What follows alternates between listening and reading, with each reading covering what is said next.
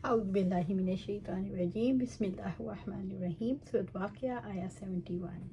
अफ़रअयतुमुन्नार, तो क्या तुमने वो आग देखी है। तीसरी नेमत की तरफ तवज्जो दिलाते हुए रब्बुल इज़्ज़त ने फरमाया, कभी तुमने आग पर गौर किया जिसे तुम जलाते हो और उससे फ़ायदा उठाते हो। दूसरी कोई मखलूक आग से ये फ़ायदा हासिल नहीं कर सकती।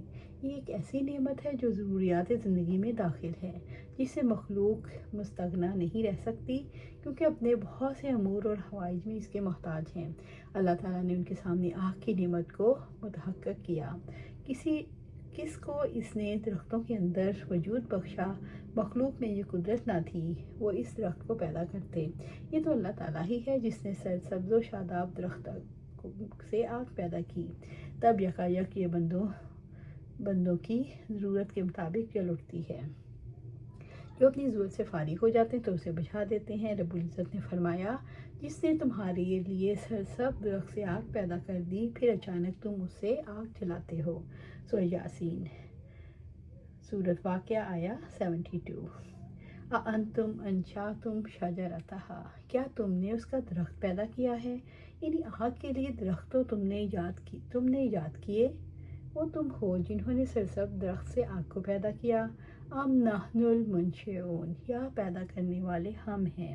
अल्लाह ताला ने सवाल किया है, ये बताओ वो दरख्त जिससे तुम आग सुलगाते हो, उसकी पैदाइश में तुम्हारा हिस्सा क्या है। तुम इस दरख्त को पैदा करने वाले हो या हम। इख्तियार तुम्हारा है या हमारा। कुदरत तुम्हारी है या हमारी। अल्लाह ताला ने आम ज़िंदगी के तजर्बे से इंसान को अपनी ज़ात का शऊर दिलाया। सूरत वाक़िया आया 73। नहनु जालनाहा तज़किरा, हम ही ने उसे नसीहत बनाया। यानी हमने उस आग को याद दहानी करने वाली बनाया।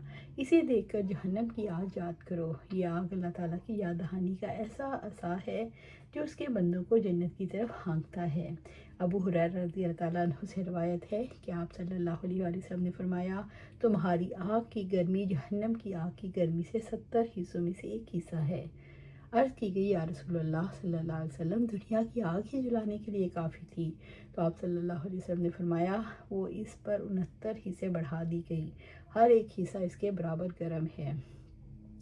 दरख्तों को पैदा करने वाला अल्लाह ताला है, जिनकी पैदाइश में किसी और का कोई दखल नहीं।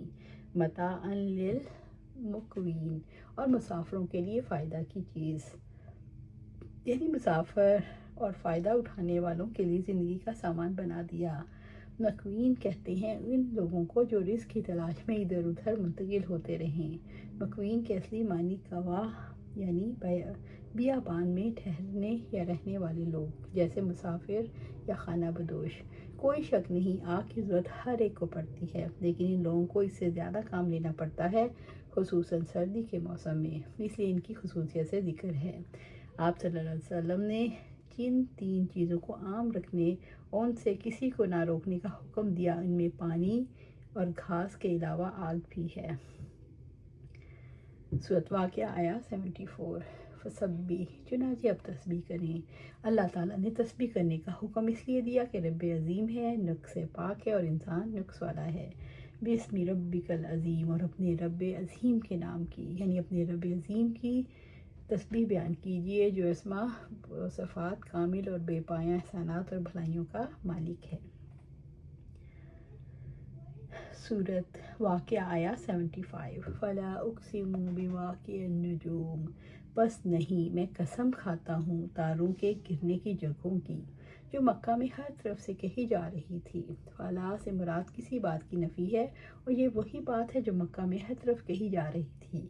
कुरान कहानत है या जादू या शायरी है। यहाँ ये कहा गया, ना ये शायरी है, ना जादू है, ना कहानत, बल्कि मैं तारों के मकामात की कसम खाकर कहता हूँ, ये कुरान बड़ा अजीम है। उक़सिमु बिवाक़िअन नुजूम, मैं कसम खाता हूँ तारों के गिरने की जगह।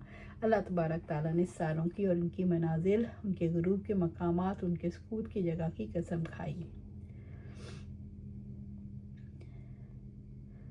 किसी चीज़ की कसम खाना उसकी अज़मत की दलील है। इस एतबार से आयत ये मानी है, कुरान हकीम के बारे में आप लोगों का गुमान गलत है, ये इज़्ज़त वाला कुरान है। सूरत वाक़िया आया 76।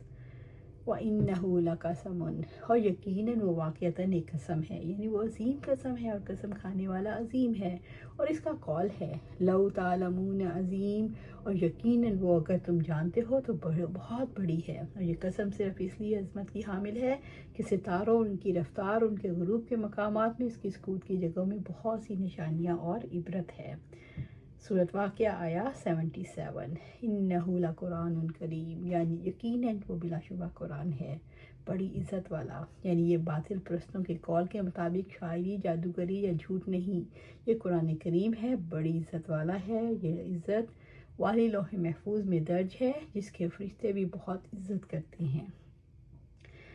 سورۃ واقعہ آیا 78۔ فی کتاب مکنون، ایک ایسی کتاب میں جو چھپا کر رکھی گئی، یعنی یہ قرآن لوح محفوظ میں لکھا ہوا ہے، موجود ہے، جو آنکھوں سے چھپی ہوئی ہے۔ اللہ تعالیٰ اور ملائے اعلیٰ میں فرشتوں کے ہاں قابل عظمت ہے۔ یہ احتمال بھی ہے اس سے مراد کتاب ہو جو ان فرشتوں کے ہاتھوں میں ہوتی تھی، جنہیں اللہ تعالیٰ اپنی وحی اور رسالت کے لیے نازل کرتے، اور مراد یہ ہے یہ کتاب شیاطین سے مستور ہے۔ شیاطین کو اس میں تغیر اور تبدل، کمی بیشی، چوری کرنے کی قدرت حاصل نہیں۔ سورۃ واقعہ آیا 79۔ لا یمسہ الا المطہرون، جسے پاک کیے گئے فرشتوں کے سوا کوئی نہیں چھو سکتا۔